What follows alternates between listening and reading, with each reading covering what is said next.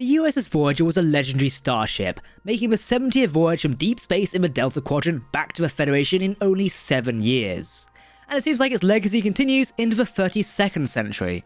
Welcome to Trek Central, I'm your host Captain Jack, and let's get straight into it. With Star Trek Discovery Season 3 taking us into the future of Star Trek into the 32nd century, the main legacy ship we see in the fleet of this 32nd century Starfleet is the USS Voyager J, the 11th in line of Voyager starships. So let's take a look at this latest vessel in the Voyager legacy, what we know about it, its role in the story, and behind the scenes details as well. Fun fact, did you know that only 18% of you watching this video are currently subscribed to the channel here on YouTube? We've got a target of 100k subscribers that we want to reach as soon as possible, but can you help us do it? Hit that subscribe button on screen now to never miss a video on the Star Trek universe for myself and the vibrant team here at Trek Central. Like always, if you want to keep up to date on the latest Star Trek news, lore and more, then make sure to hit that subscribe button to never miss a video from the team here at TC. You can follow us on social media for daily updates on the Star Trek universe as well. Okay, engage. The 32nd century variant of the Intrepid class starship was launched, surprisingly, in the 31st century, but was primarily known as a 32nd century ship due to the reduced nature of Starfleet and the Federation at the time. The vessel came to a length of 452.95 meters. As with many of the 32nd century Starfleet ships, the vessel has detached elements, from its saucer section to its nacelles. The nacelles are detached in order to provide extra maneuverability to the vessel, allowing nacelles to angle in multiple directions of warp travel. And in regards to saucer sections, this would allow for easier saucer separation between the saucer and secondary sections of the vessel. Since it's already separated, there's no need for the whole lengthy process. Now, since this detachable technology has been employed for at least a century, we can assure that any downsides of such elements in a ship design have been mitigated by the time of Discovery Season 3 and 4. They're probably outweighed by their benefits. Apart from the detachable elements of the vessel, the Intrepid class of the 32nd century does share the same style as that of the Intrepid class from the 24th century, with more angular saucer flowing into the secondary hull with 2 nacelles. However, the rear of the secondary hull is very interesting, with a curved structure surrounding the aft shuttle bay. What purpose this has is currently unknown.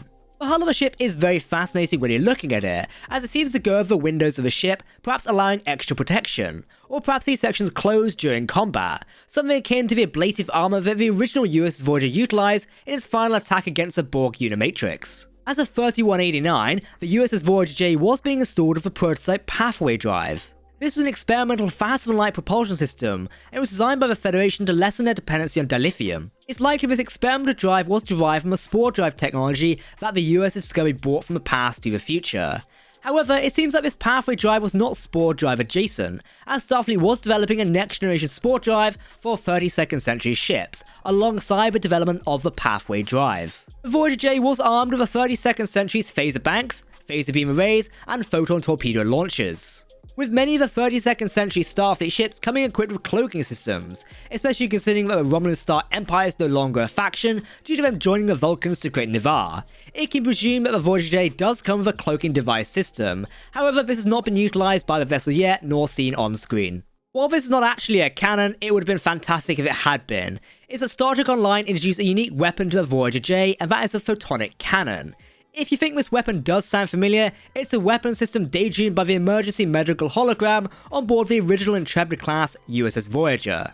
It is said that this weapon system was only able to come to fruition with the advent of programmable matter, and creating a massive weapon capable of great damage to ships in front of it.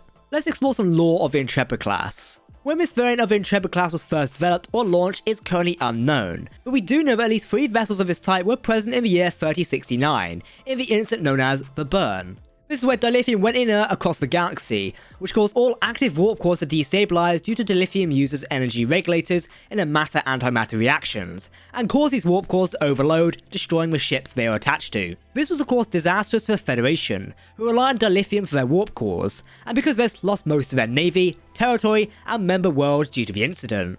However, a lot of their member issues were from issues within the Federation before the Burn. The Intrepid-class vessel, however, was still in use during this post-Burn era, with the notable of the vessels being the USS Voyager J, the 11th starship to bear the name Voyager, after the prestigious USS Voyager in the 24th century. This of course had been stuck in the Delta Quadrant 70,000 light-years from Federation space, and made the journey back in only 7 years. All of this under the command of Captain Kathryn Janeway. The new Intrepid class was officially titled the Intrepid class, but was also known as the Janeway class starship, in honor of Captain Janeway's role in making the USS Voyager a legendary vessel. The Voyager J was present at Federation headquarters in the year of 3189, when the time-displaced USS Voyager arrived from the past into the future. The ship was crucial, like most of the Starfleet, in maintaining the station's protection field. Who was captain of the Voyager during this time was unknown, but surely would have been a great captain in their own right to be given the posting aboard a legendary starship such as the Voyager J.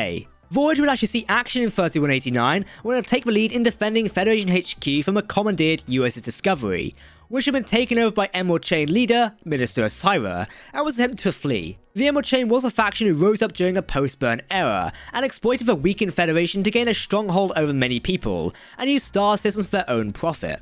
Admiral Charles Vance informed Voyager J to take the lead in attacking the Viridian, Osira's command ship, while the rest of the fleet attacked Discovery in order to take it back. The ship would also form up as a part of a larger fleet featuring Navarre Razor-class starships, that would pursue Discovery and the Viridian once they escaped the Federation HQ security field. However, the assistance of Voyager and the rest of the fleet was not needed, as the Discovery was able to destroy the Viridian from the inside.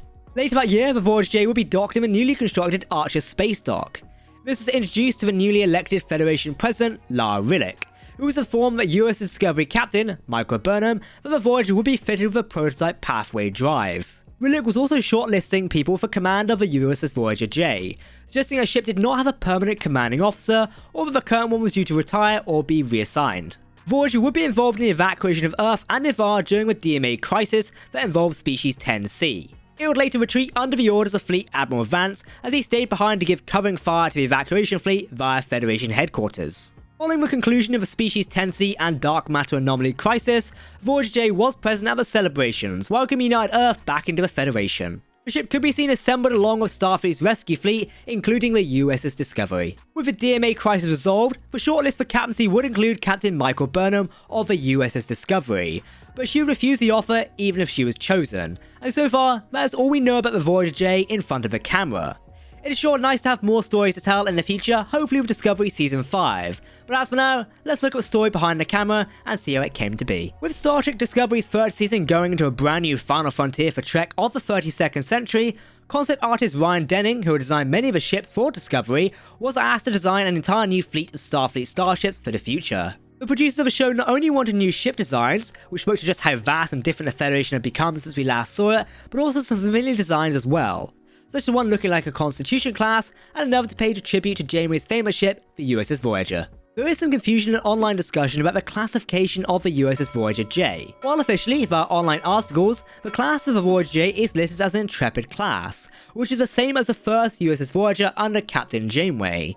Meanwhile, Star Trek Online lists the ship as a Janeway-class vessel, of course paying homage to the iconic captain. Personally, I think Janeway-class works a lot better than the Intrepid class, but after 800 years of evolution, using the same classification system would kinda make sense. The original Intrepid class would be long forgotten by the time of the 32nd century, some would think. It is possible that Voyager J as a Janeway class is just a subclass of the Intrepid class itself. This would make even more sense. So that's a wrap on our video for today. Do you like the design of the USS Voyager J? Let us know what you think in the video comment section below, because if you're talking about Star Trek, then we want to hear about it. If you want to keep up to date on all the latest Star Trek news, lore and more, then make sure to hit that subscribe button to never miss a video from the team here at Trek Central.